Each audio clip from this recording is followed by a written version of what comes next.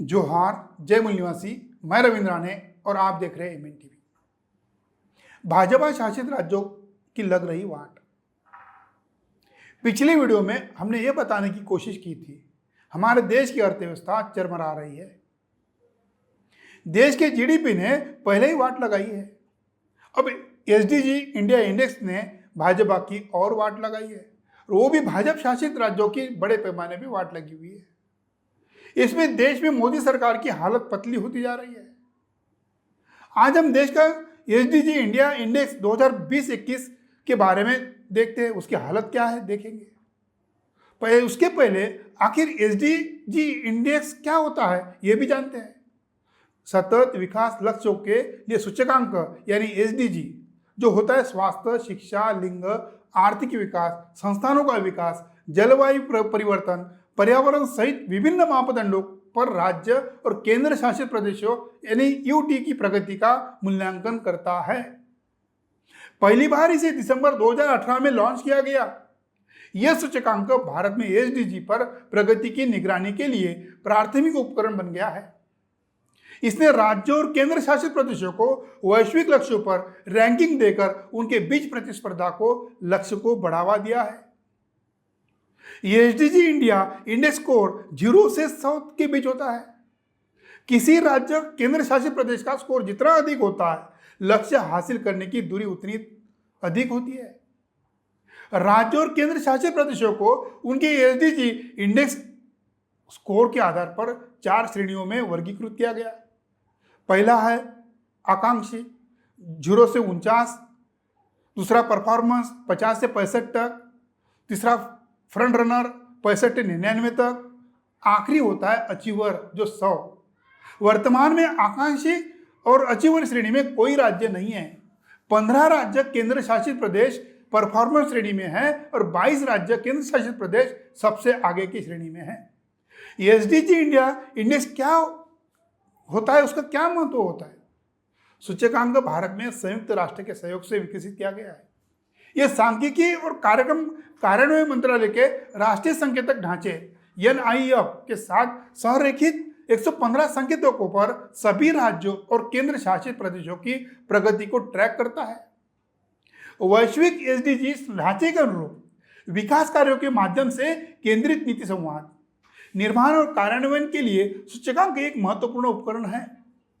यह एसडीजी पर नजर रखने से संबंधित महत्वपूर्ण अंतराल की पहचान करने और भारत को अपनी सांख्यिकीय प्रणाली विकसित करने की आवश्यकता की पहचान करने में मदद करता है।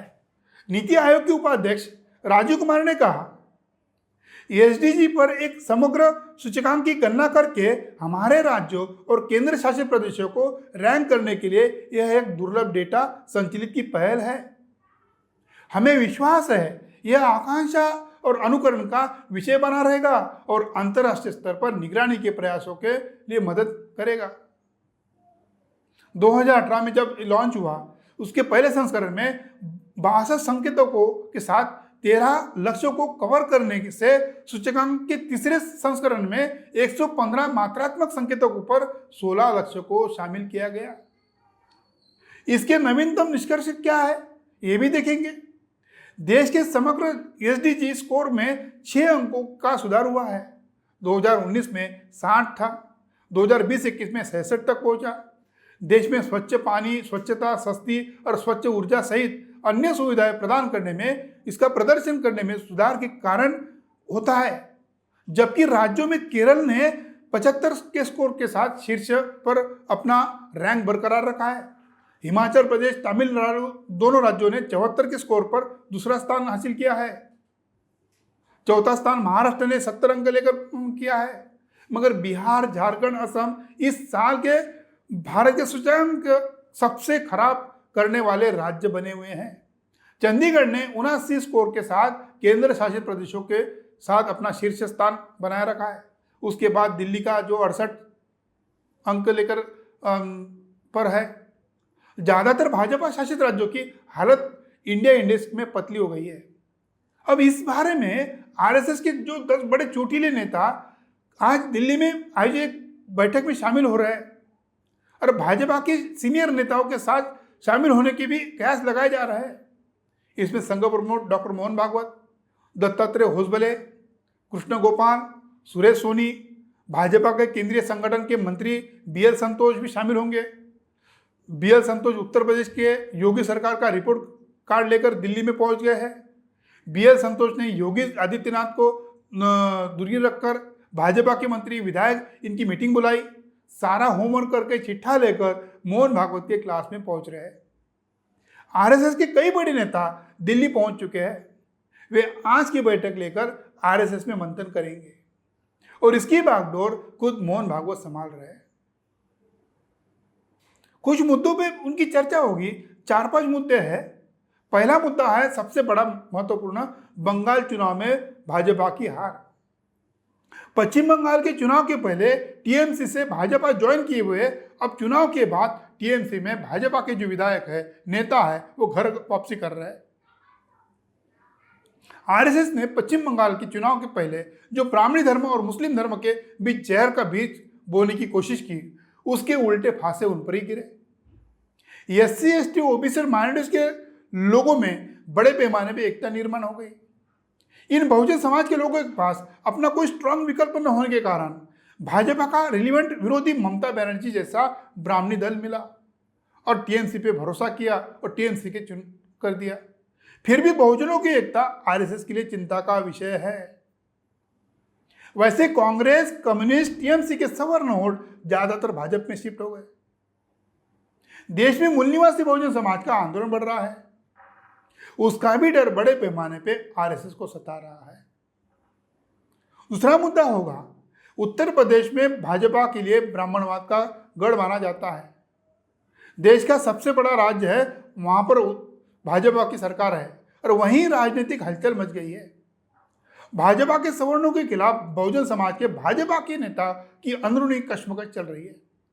उसमें पंचायत चुनाव में उत्तर प्रदेश में भाजपा को करारी हार मिली। कोरोना महामारी के दौरान मोदी सरकार की साख गिर गई है, इसकी भी चिंता बढ़ी हुई है। कोरोना से निपटने में क्यों नाकामयाब भाजपा की सरकार हो गई है, इसकी भी चिंता होगी, चिंतन होगा। केंद्र के मंत्रिमंडल में बदलाव से पार्टी को क्या फायदा होगा, इसकी भी चिंतन होने वाला है। यह अंदरूनी समस्याओं पे चिंतन होगा। केंद्र सरकार के खिलाफ चल रहे 6 महीने से ज्यादा समय के किसान आंदोलन तो अभी तक उसका हल नहीं निकला है। किसान आंदोलन भाजपा के लिए गले की हड्डी बना हुआ है। पश्चिम उत्तर प्रदेश, हरियाणा, पंजाब, ये जाट बहुल इलाकों में जाट समुदाय की वोट बैंक भाजपा से फिसलने लगी है। किसान आंदोलन ने हमने देखा है कि जहां जाट समुदाय के लोग किसान आंदोलन कर रहे थे, वहां मुस्लिम, अनुसूचित जाति, अन्य OBC के लोग बड़े पैमाने पे उस आंदोलन को सपोर्ट कर रहे हैं और आज भी कर रहे हैं। यह सामाजिक ध्रुवीकरण को कैसे रोका जाए, ये उत्तर प्रदेश की राजनीति के भाजपा के लिए खतरे की घंटा है।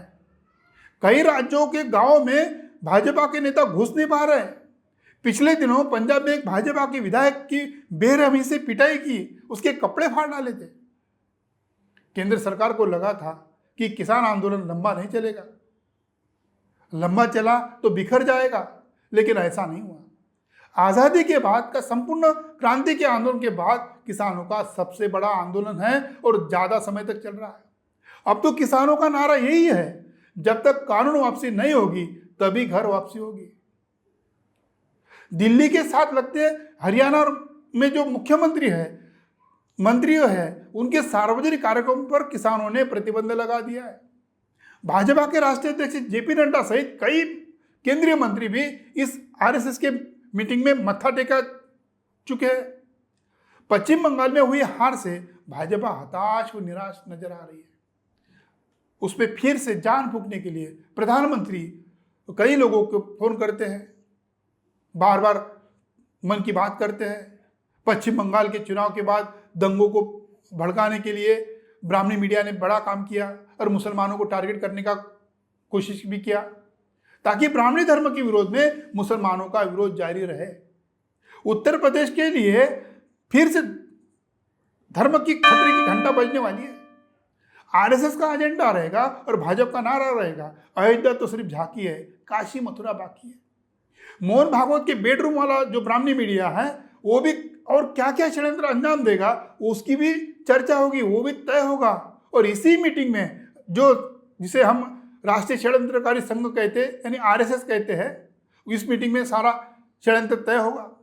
दिल्ली में आरएसएस के आला पदाधिकारियों की बैठक इस बार कुछ मामूली नहीं है, क्योंकि लंबे समय के बाद सत्ता में भाजपा आई हुई है। उसकी साख बचाने के लिए संघ के बड़े नेता पदाधिकारी जुटे हुए हैं। इस बैठक में देश का जीडीपी भाजपा शासित राज्यों में एसडीजी इंडिया इंडेक्स क्यों गिरावट आई है, इसका भी चिंतन होने की आशंका है। और भाजपा शासित राज्यों में यानी केंद्र में कोई बड़ा बदलाव नहीं होता तो उससे भी पार्टी में गृह कलह बढ़ने की आशंका है और गुटबाजी भी बढ़ सकती है। आज के लिए इतना ही। सभी दर्शकों को धन्यवाद।